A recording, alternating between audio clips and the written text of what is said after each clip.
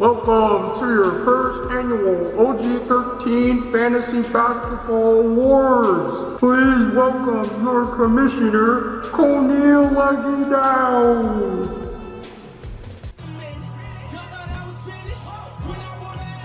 Thank you.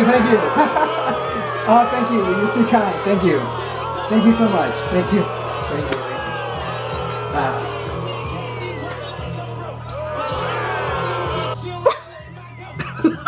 There you go. Yeah, okay. Hello everyone, welcome to our first ever OG13 Fantasy Basketball Awards. After 20 weeks of long fantasy basketball play, we have finally come to our postseason and our first ever award show. We have 5 awards up for today, and some you want to get nominated for, and then there's one that you don't want to get nominated for. Before we start the award show tonight, I want to recognize a few people that made great accomplishments this fantasy season. For one, I wanted to recognize Nicole Bolaños and Kelly Oubre's girlfriend, as she is the first female to ever make the fantasy playoffs in OG13 Fantasy. It's a great accomplishment and it's definitely a pioneering accomplishment, and hopefully it leads to more moments like that later on in our fantasy history. Another person I want to recognize is Raekwon Razor and the Liberian Warlords.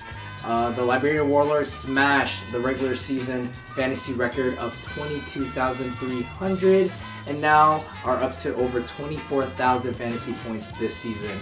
24,000 and counting. So congrats to Ray and his accomplishment this season. And lastly, I wanted to recognize myself, Koneal Laguidao, who has made great moves this fantasy season and holds the record for the most consecutive wins in OG13 Fantasy with 14 consecutive wins. Hopefully a record that will be untouched for the rest of OG Fantasy. With that being said, let's get on with the awards. So with that being said, welcome to the show, and our first award up is Disappointment of the Year.